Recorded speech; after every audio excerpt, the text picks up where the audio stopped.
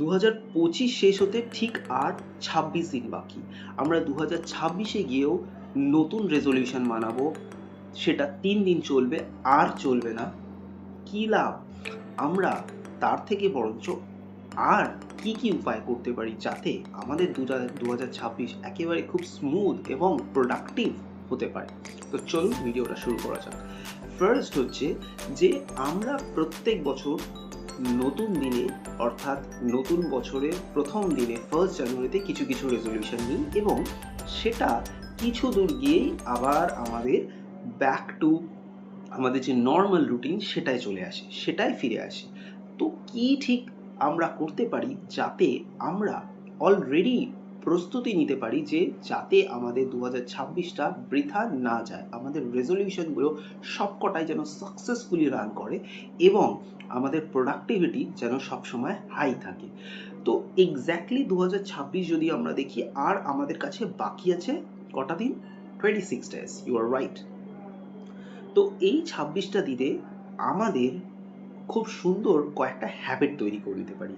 Studies বলছে যে যে কোনো, আপনারা যদি অ্যাটমিক হ্যাবিটস পড়ে থাকেন বাই জেমস ক্লিয়ার, ওখানে দেখবেন যে আমরা জানতে পারি যে 21 ডেজ লাগে যে কোনো একটা হ্যাবিটকে তৈরি করতে।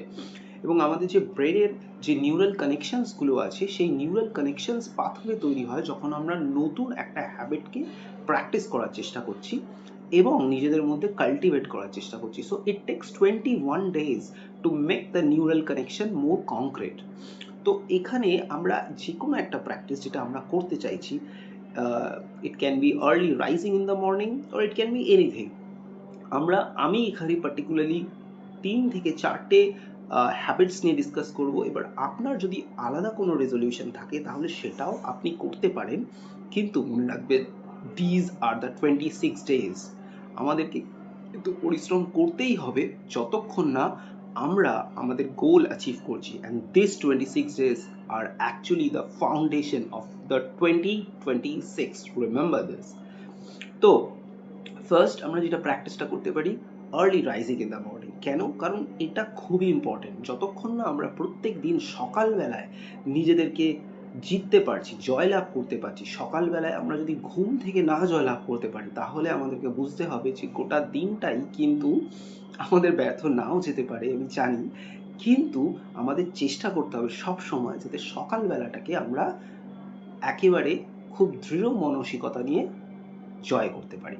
তো ফার্স্ট হচ্ছে যে আমরা সকালে তাড়াতাড়ি ওঠার চেষ্টা করবো, this is the first habit. Second, আমরা নিজেদের ডেফিনেটলি আলাদা আলাদা প্রত্যেকে তোমাদের রুটিন আছে, কিন্তু আমরা বলবো যে at least 10 to 15 minutes should be spent on regular exercise because it gives you the motivation and it gives you the physical foundation.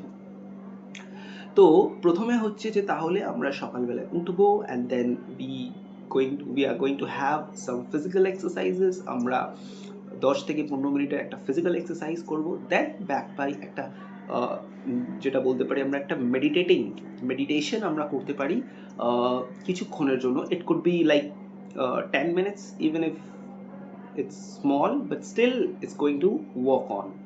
তো আমরা এই 10 থেকে 15 মিনিটের একটা মেডিটেশন করতে পারি and then we can do whatever we want to do, মানে যা যা আমাদের কাজ আছে। রেজলিউশন সেটা হতে পারে 10টা, সেটা হতে পারে 12টা। আমরা চেষ্টা করব যে ইনিশিয়াল ডেজগুলোতে 4 থেকে 5টা ওয়ার্ক রাখার এবং ধীরে ধীরে ধীরে সেটাকে প্রগ্রেস করার। প্রত্যেকটা ওয়ার্কের পোমোড্রো টেকনিক আমরা ফলো করছি। সেই পোমোড্রো টেকনিক কি না, every work must be spent on, let's say, 40 minutes of intense working. মানে আমরা 40 মিনিট খুব ইন্টেন্সফুলি ওয়ার্ক করব and then back by a 10 minutes break, not break নয়, কিন্তু আমরা 10 মিনিটসের টাচে থাকবো বাট হালকা হয়ে যাবে।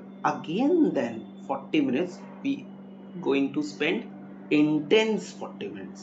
তো আমাদের হচ্ছে যে স্যান্ডউইচ টেকনিক, আমি যেটাকে বলি স্যান্ডউইচ টেকনিক হচ্ছে যে ফার্স্ট 40 minutes খুব ইন্টেন্স, ফলোড বাই 10 minutes হালকা, মানে যে ইন্টেন্সিটিটা হয়ে আসবে সেটা একটা হালকা হয়ে আসবে।